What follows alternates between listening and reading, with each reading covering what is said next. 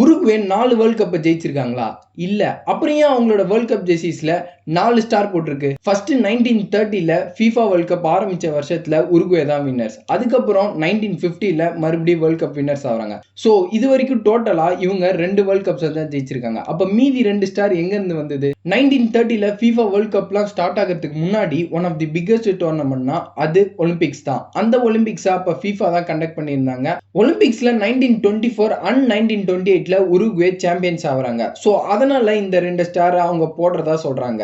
அது மட்டும் இல்லாம இப்ப 5th ஸ்டார் ஆட் பண்றதுக்காக ஒரு சில பேஜ்கள் போயிருக்கு. அது என்னன்னா முண்டியலிட்டோ, அதாவது வேர்ல்டு சாம்பியன்ஸ் கோல்ட் கப்னு ஒரு விஷயத்தை FIFA நடத்துறாங்க.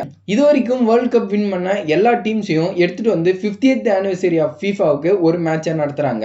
எல்லா பெரிய கண்ட்ரிஸும் பார்ட்டிசிபேட் பண்ணி அந்த டோர்னமெண்ட்லயும் இவங்க வின் பண்ணதுனால இதையும் சேர்த்து 5th ஸ்டாரா ஆட் பண்ணலாம்னு பேசிக்கிட்டு இருக்காங்க. இதை பத்தி நீங்க என்ன நினைக்கிறீங்க?